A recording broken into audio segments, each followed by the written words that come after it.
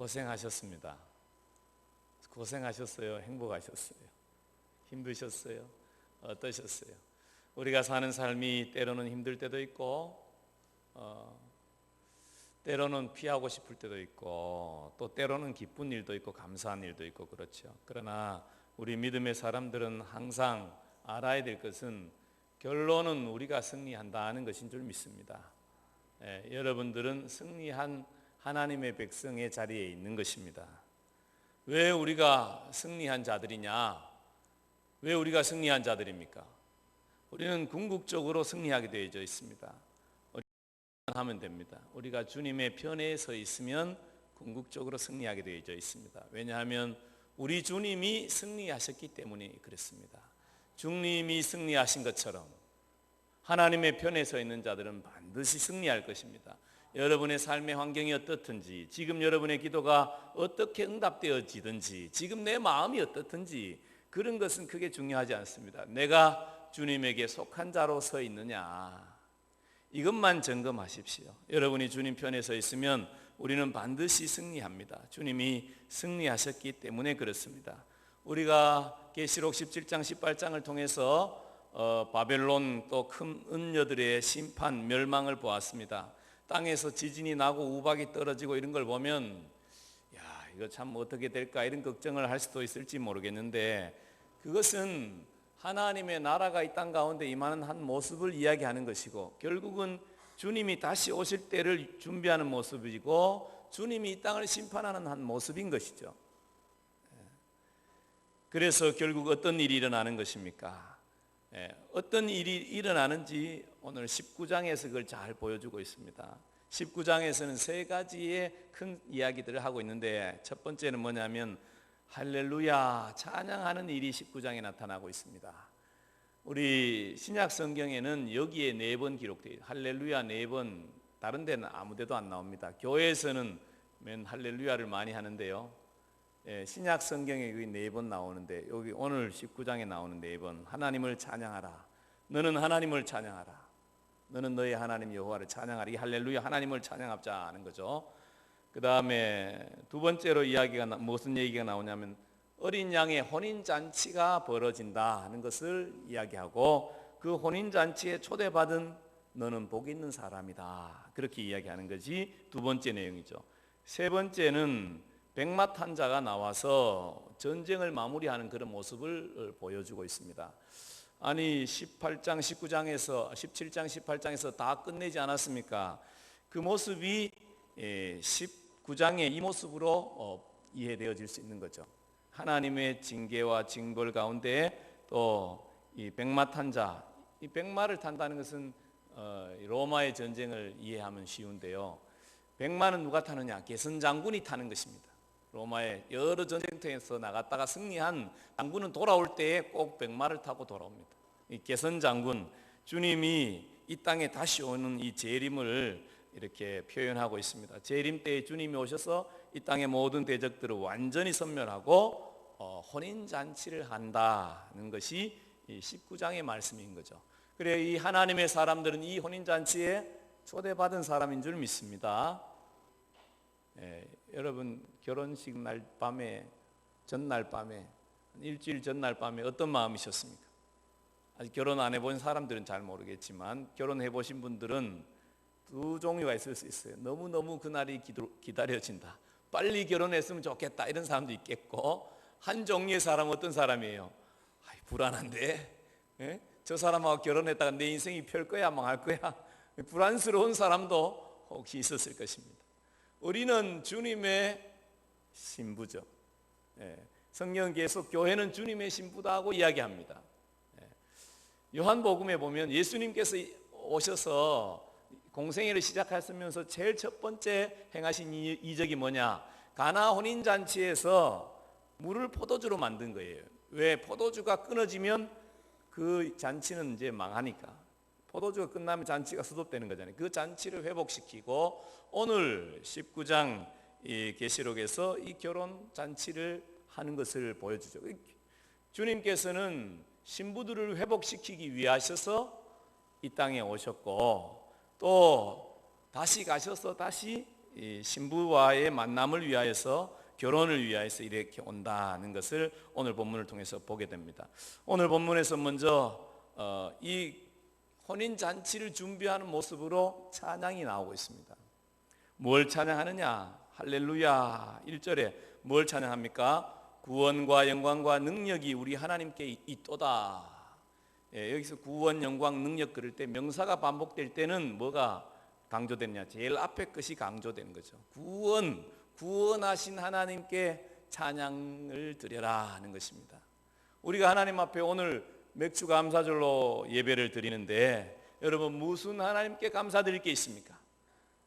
목사님이야 행복하고 감사할지 모르지만 난 별로 감사할 게 없습니다. 이렇게 생각할 수 혹시 있어요? 예를 들어서 취직 공부했는데 안 됐어요. 뭐 가정에 이런 기도 제목이 있었는데 이루어지지 않았어요. 뭐 이런 내면의 문제가 있었는데 아무도 그걸 알아주지 않아요. 그래도 우리가 감사해야 될 것은 무엇입니까? 하나님께서 내 죄를 대신하셔서 그 아들을 보내주시고 나를 사랑해 주셨고 나를 구원해 주셨다는 것입니다. 이것을 여러분이 진실로 알게 되기를 축복합니다. 지금은 몰라요. 언제 압니까? 천국과 지옥 앞에 서면 딱 알게 될 거예요. 하나님이 나를 구원하신 것이 얼마나 큰 은혜인지 그날에 명확하게 알게 되는 것입니다. 구원받음의 은혜가 얼마나 큰지 명확하게 그날에 알게 될 것입니다. 그러나 미리 좀 알아야죠.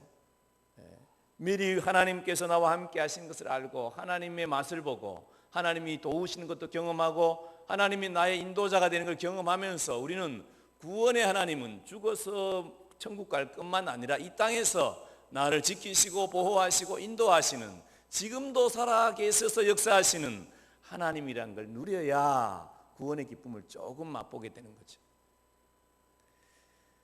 여러분, 오늘날 사는 젊은이들은 우리가 가나안에서 이 땅이 구원받음의 기쁨을 몰라요. 그러나 배고파 본 사람은 알아요.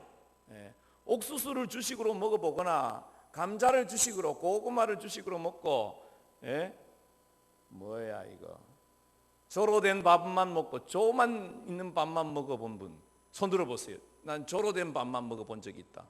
우리 김진희 장로님한테 또 금옥희 권사님 이런 분들한테 가서 이게 얼마나 먹기 힘든지 알아야 돼요. 그 당시에도 부잣집 사람들은 고생을 몰라. 그 당시에도 아버지가 이 논마지 가지고 있었던 사람들은 쌀밥 먹고 살았어요. 그러나 전쟁 이후에 고생하는 때를 살아본 분들은 이 나라의 자유, 평화, 민주 이 시대를 사는 게 얼마나 참 감사하고 은혜인지를 알아요. 여러분 북한 가보세요. 지금도 여행도 못해. 이동 자기 마음대로 못합니다. 아무 데 내 살고 싶은 데서 살 수 있냐? 절대 그런 거 못합니다. 평양에는 당원들, 당성이 좋은 사람들만 사는 거예요. 다른 사람, 저 같은 사람 어디가 있습니까?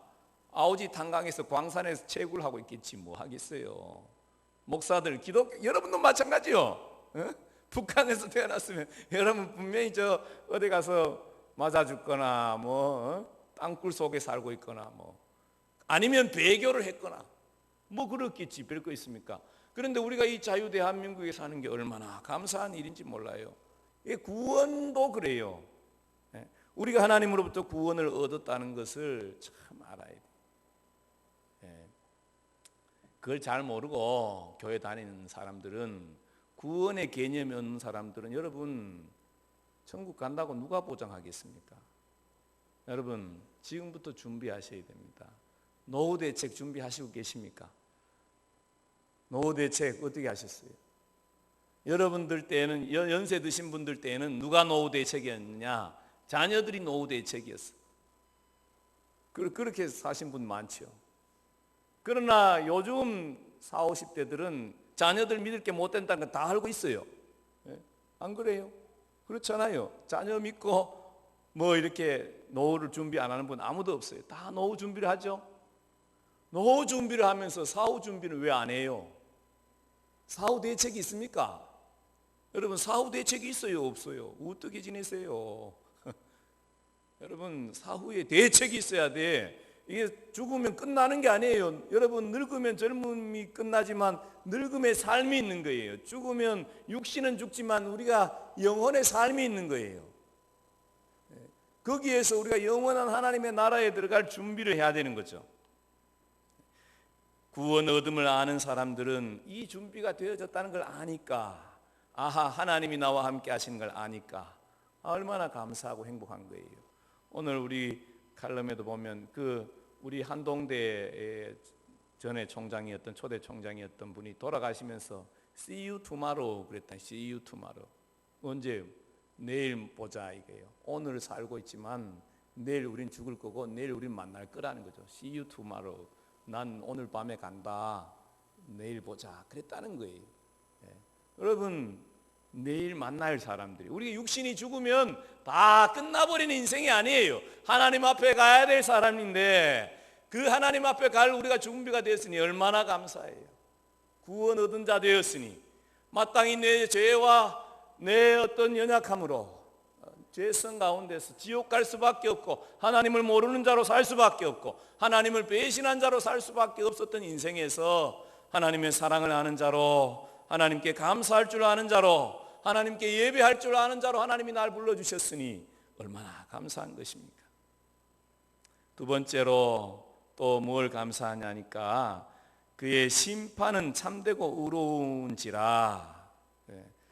이게 그러면서 그죠? 땅을 더럽게 한 큰 음녀를 심판하사 자기 종들의 피를 그 음녀의 손에서 갚으셨도다 하고 두 번째로 할렐루야 했다는 거예요. 하나님께서 공의의 심판을 행하실 것이니 할렐루야, 하나님을 찬양하자 하는 것입니다. 여러분, 하나님 앞에, 공의의 하나님 앞에 우리가 감사하는 거예요. 우리는 심판자가 아니에요. 우리는 가끔 이 땅에서 너무 사람들을 판단하고 재판해. 니는 이래서 안 되고 니는 저래서 나쁜 사람이고 너는 이래서 싫고. 여러분, 판단은 누가 하시는 것입니까? 하나님이 하시는 거예요. 하나님 아버지께 판단을 맡겨야 돼요. 내가 하나님도 아니면서 하나님인 척 남들을 자꾸 비난하고 정죄하고 비판하고 할 게 없어요. 우리가 해야 될 것은 사람을 불쌍히 여기는 것 외에 할 게 없습니다. 우리 인생을 살펴보면 눈물이 없는 사람이 누가 있으며 아픔이 없는 사람이 누가 있으며 부족하지 않은 사람이 누가 있습니까? 뭐 잘나 보여도 다 문제가 있어요. 힘들어요. 여러분, 일본이 뭘 안 판다 그러잖아요. 대기업 그 관련된 회장의 총수님들이 얼마나 지금 걱정하겠어요. 우리는 회장님들은 뭐 집도 넓은 데 살고 좋은 차 타고 사니까 뭐 망구에 행복하겠거니 생각하지만 그 사람들은 더 큰 걱정이 있어요. 밑에 딸린 사원이 얼마나 많습니까?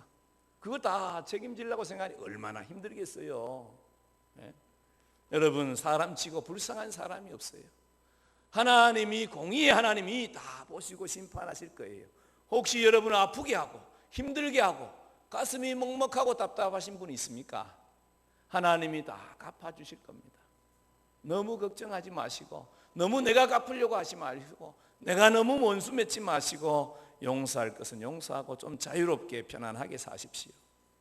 하나님께서 심판하신다 이거. 하나님의 심판은 어떠냐? 이 악한 자들의 그 핏값을 다 갚으셨다. 온전하게 하나님이 갚아주실 것을 말씀하고, 그러기 때문에 우리 하나님을 찬양하자, 그렇게 말하는 거죠.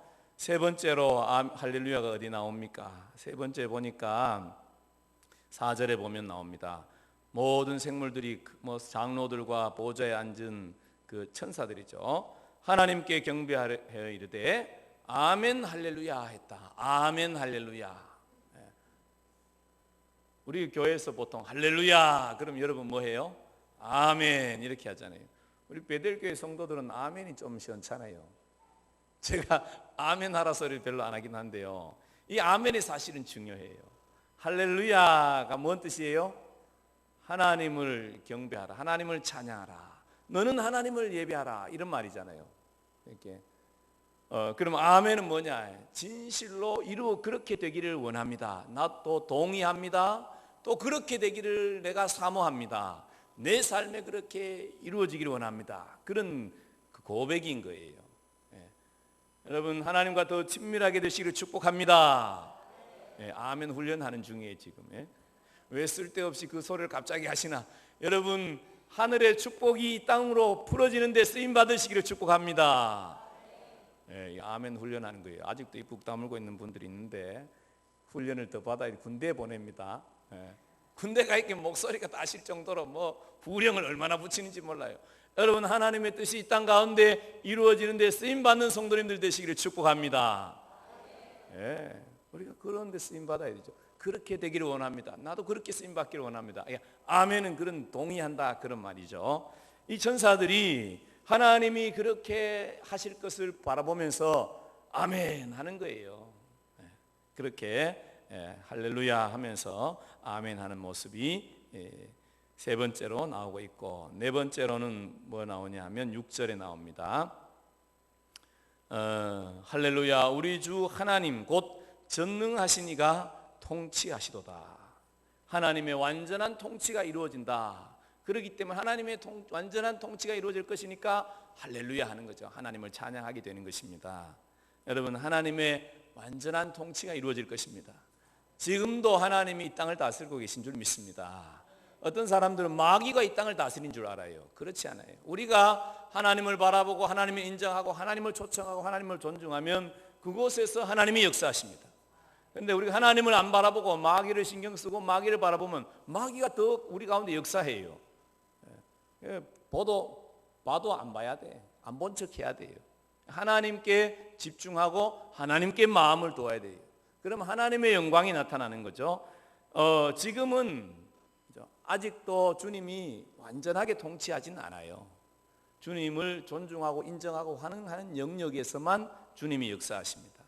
우리가 예배 자리에 올 때도 성령님 이 시간 우리 가운데 오십시오 이렇게 초청하면 성령님이 오십니다. 그런데 관심이 없어. 내가 복 받아야지, 내가 잘 돼야지, 성령님 하나님에게 관심이 없어 이러면은 하나님이 못 오세요. 하나님을 바라보고 주님 오십시오, 주님 사랑합니다, 주님 사모합니다, 주님 일하십시오, 주님 도와주십시오, 주님을 자꾸 초청해야 돼요. 그때 하나님의 영이 우리 가운데 역사하는 거죠. 근데 언제 완전하게 임하시는 것입니까? 오늘 11절에 보면 내가 하늘이 열린 것을 보니 보라 백마와 그것을 탄 자가 있으니 그 이름은 충신이라 하면서 백마 탄 자가 이 땅에 임하는 모습을 말씀을 통해서 우리가 보게 되는 것입니다. 언제 완전한 주님의 통치가 이루어지는 것입니까? 백마 탄 자가 이 땅에 재림하실 때, 주님이 다시 오실 때 승리한 자, 백마 탄 자는 승리한 자를 이야기하는 것입니다. 승리한 자는 누구입니까? 죄와 사망의 권세를 다 깨뜨리신 우리 주님을 이야기하는 것이죠. 주님이 다시 오실 때에 어떤 일이 있을 것이냐? 20절에 보면 사단이 완전히 멸해져서 지옥불에 던져질 것을 이야기하고 있습니다. 20절을 한번 봅시다. 짐승이 잡히고 그 앞에서 표적을 행하던 거짓 선지자도 함께 잡혔으니 이는 짐승의 표를 받고 그의 우상에게 경배하던 자들을 표적으로 미혹하던 자라. 이 둘이 산채로 유황불못에 던져지고, 그렇게 이야기합니다. 우리는 유황불못을 정확하게 모릅니다. 짐승도 정확하게 모르지만 짐승은 사단을 계속 이야기한다고 말씀드렸죠. 거짓 선지자 뭐예요? 짐승의 영을 받아서 거짓으로 예언도 하고 치료도 하고 사람들을 미혹해서 결국은 죽음으로 이끌어가는 자들, 이런 자들, 주님 다시 오실 그때 이 자들은 뭐예요? 산채로 잡혀서 유황불, 유황은 뭐예요? 불이 잘 터지는 거예요. 유황이 번쩍번쩍 터지는 거잖아요. 그러니까 이런 어떤 지옥불에 던져진다는 걸 이야기하고, 21절에는 그 나머지 그를 따랐던 자들, 18절에 있는 자들과 같은데요, 왕들의 살과 장군들의 살과 장사들의 살과 말들과 그것을 탄 자들의 살과 자유인들이나 종들이나 작은 자나 큰 자나 모든 자의 살을 먹으라. 결국은 어떻게 해요? 주님을 대적하던 모든 자들이 다 주님에 의해서 죽임을 당하고 이 새들이 와서 쪼아먹는 것을 그려주고 있습니다. 이것은 멸망을 이야기하는 거죠. 하나님의 완전한 심판이 이루어질 것을 상징하는 것입니다. 악의 무리들은 완전히 멸망할 것이고, 이제는 그때는 뭐가 없습니까? 유혹이 없어요. 죄의 유혹이 없어요. 내가 원하지 않는 죄를 짓지 않는 거예요. 오늘날 우리가 살면서 내가 원치 않아도 얼마나 죄를 많이 지었습니까? 미워하고 싶은 사람 누가 있어요? 사랑하고 싶지. 그런데 안 되는 거예요. 왜 안 되는 것입니까? 내 안에 죄성이 있고 또 유혹하고 그래 넘어지고 그래 사는 게 인생 아니겠어요? 근데 이제는 그런 것이 다 끝난다는 거예요. 주님이 오시면 백마 탄 자가 올 때 그런 것들이 다 죽임을 당할 거다, 그렇게 이야기합니다. 주님께서는 어떤 분으로 오십니까? 11절에 보면 충신과 진실이라 진리로 그가 심판하며 싸우리라. 백마탄 자는 이미 승리한 자예요. 이 백마탄 자가 와서 싸울 때에 이 대적들이 싸울 준비를 합니다. 이것들이 말도 타고 막 모여가지고 하는데 이것들은 대적이 되지를 못합니다. 왜냐하면 주님은 이미 승리한 자로 오기 때문에. 주님의 전쟁의 도구는 무엇입니까? 보십시오. 입에서 칼이 나와요. 입에서 검이 나오고 있다는 것을 우리가 말씀을 통해서 보지요. 입으로 검이 나간다는 것은 뭐냐 하면 말씀한 대로 이루어지는 것입니다. 입에서 말씀한 대로 이루어지는 거예요. 예를 들어서 사탄 묶여 그러면 묶이는 거예요. 사탄 지옥으로 가 그러면 가는 거예요. 싸울 것도 없어요. 모든 곳에서 주님이 승리하는 것이죠. 주님의 군대는 어떻습니까? 14절에 보면 주님의 군대의 모습이 나옵니다. 하늘에 있는 군대들이 희고 깨끗한 세마포 옷을 입고 백마를 타고 그를 따르더라. 하늘의 군대에 속한, 하나님의 군대에 속한 하나님의 사람들 역시 말을 타긴 타는데 흰말이 이미 승리한 자의 말이에요. 그리고 이들은 전투복을 입지 않아요. 이미 세마포 옷을 입었어요. 예수님의 옷은 피가 묻어 있습니다. 왜 그랬습니까? 대적을 치니까, 그 적들을 치니까 피가 튀겨서 묻은 거예요. 적들을 섬멸하신 이 장군들이 백마 타고 개선 장군으로 입장할 때는 그들이 전투에서 입었던 그 복장을 그대로 입고 들어온다는 거예요. 이 로마의 군대의 문화였다는 거죠. 그것처럼 주님도 승리하신 주님이 개선 장군으로 입장하실 때 주님은 피 묻은 옷을 입고 대적들을 섬멸하고 말씀으로 섬멸하고 오시는데, 그 군대에 속한 자들은 굳이 이게 피가 묻어 있지 않아요. 싸울 것도 없어요. 우리는 그냥 따라가기만 하면 되는 것입니다. 하나님의 군대에 속한 자들은 하나님의 편에 서 있기만 하면 되는 것입니다. 이게 주님이 다시 오실 때의 모습인 것입니다. 다른 여러 가지 것들을 이렇게 자세하게 살펴볼 수 있습니다만은 오늘은 그냥 간단하게 이 정도 11절부터 21절에 있는 개선 장군이 임할 때의 모습을 이 정도만 살펴보겠습니다. 하나님을 하늘에서 찬양하고 주님이 하늘 문이 열리고 이 땅에 재림하시고 그러면서 일어나는 일은 무엇입니까? 중요한 것은 혼인잔치가 일어난다는 것입니다. 혼인잔치에서, 이거는 우리 유대의 결혼을 생각해 봐야 이게 좀 이해가 쉬운데요. 유대인들은 3번의 과정을 통해서 결혼을 합니다. 첫 번째는 예를 들어서 부모들이 약속을 하죠. 우리 옛날에 부모들이 약속을 했잖아요. 우리 집 아들하고 너 집 딸하고 우리 결혼시키자. 그러자. 그렇게 했어요. 아니면 두 남녀가 절기에 성전에 올라갔다가 서로 마음이 맞아서 우리 결혼하자. 이렇게 약속할 수 있겠죠. 그렇다고 결혼이 되어진 건 아니에요. 이제 그는 약속이죠. 약속을 한 것입니다. 그러면 때가 되어지면 어떻게 해야 되냐면 정혼을 해야 되는 거예요. 예수님의 어머니 마리아와 요셉이 정혼했다 그렇게 이야기하잖아요. 합법적인 결혼 상태가 되는 것입니다. 이 두 번째 결혼인데 이게 뭐냐면 이제 때가 되면 남자가 지창금을 가지고 여자의 집에 찾아가는 것입니다.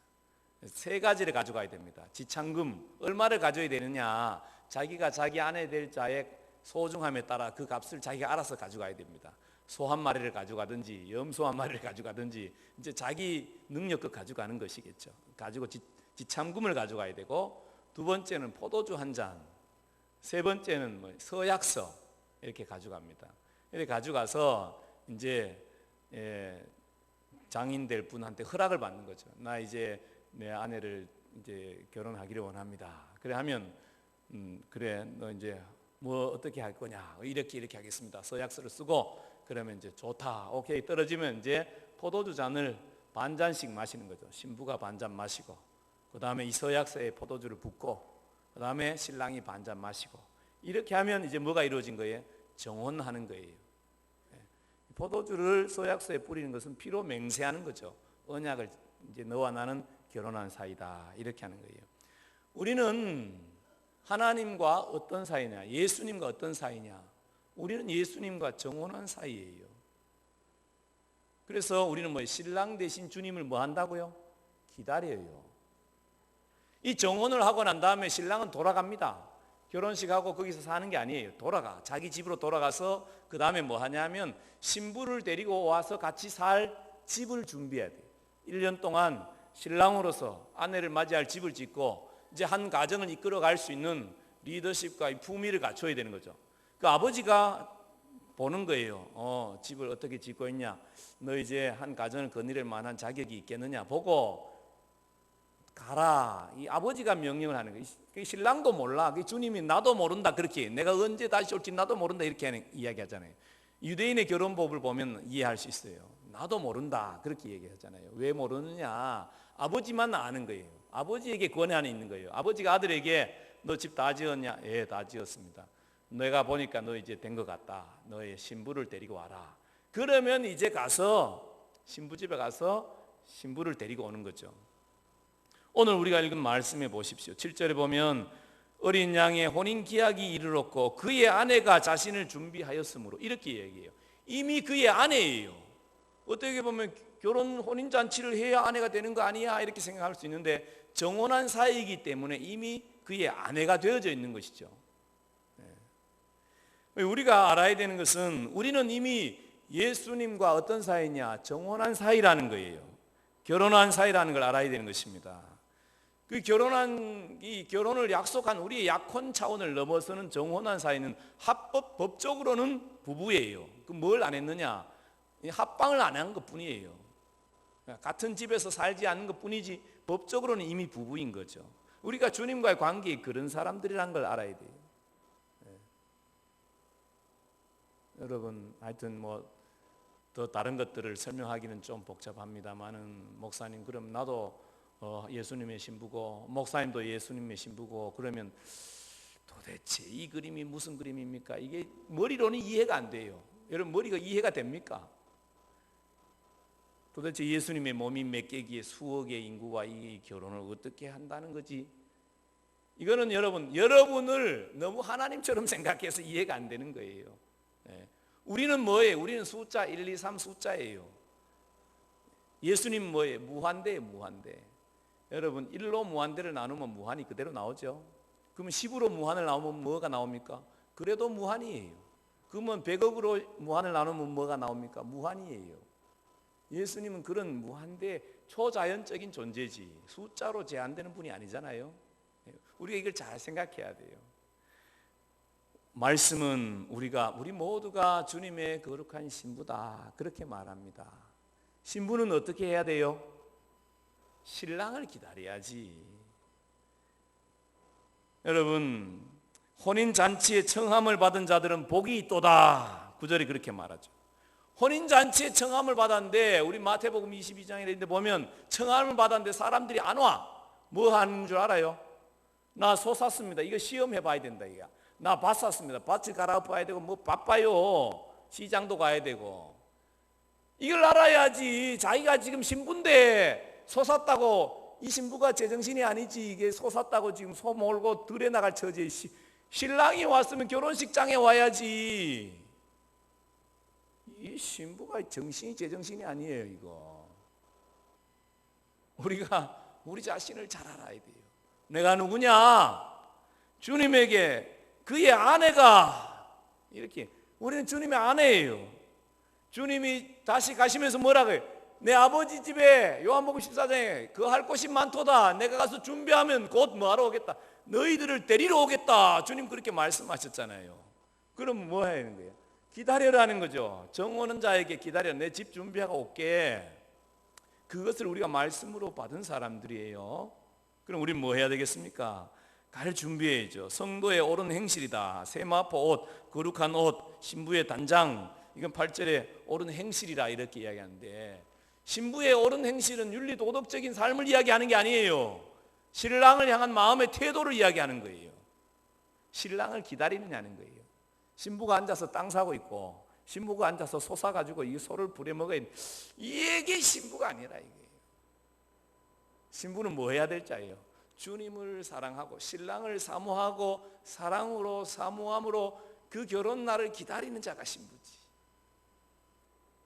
하나님은 우리에게 너희들은 거룩한 주의 신부다, 이렇게 말씀하고 있습니다. 여러분, 우리 주님이 다시 오실 때가 가까워 왔다 하는 것을 우리는 다 알고 있습니다.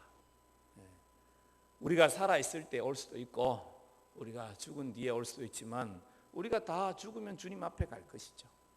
그때는 완전한 혼인잔치는 이루어지지 않겠지만 주님 다시 오실 때까지 우리도 어디에서 기다리고 있겠죠. 분명한 것은 어린 양 혼인잔치가 준비되어지고 있다는 거예요. 여러분, 로마의 여러 가지 핍박과 어려움과 힘겨운 가운데서 믿음을 지켰을 하나님의 사람들을 생각해 보십시오. 그들이 무슨 힘으로 그때를 이겨갔겠습니까? 주님과 다시 만나서 결혼할 생각으로 이겨가는 거죠. 여러분은 무슨 힘으로 사시는 것입니까? 여러분에게 참된 기쁨이 무엇입니까? 무엇을 보면 웃음이 나옵니까? 할아버지 할머니들은 손주들이 막 뛰어다니는 걸 보면 그냥 우습지, 사랑스럽고 행복하지. 우리 믿음의 사람들은 신랑 되신 주님을 바라보고 웃고 즐거워하고 행복해야 되는 거죠.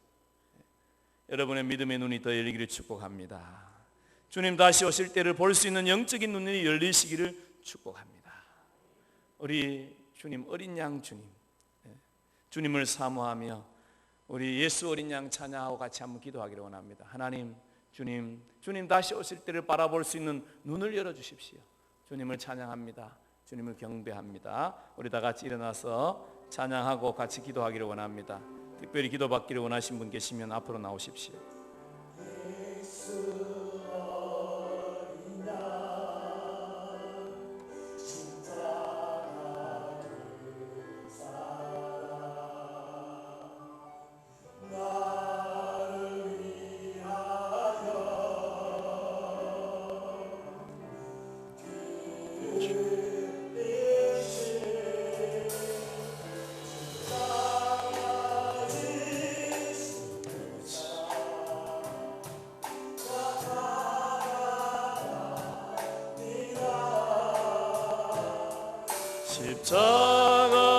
십자가에 나가 나의 삶을 십자가 지신 그 사랑, 십자가 지신 그 사랑 나 따라갑니다. 십자가에 나가 나의 삶을 우리 다 같이 주여 한번 하고 기도하겠습니다.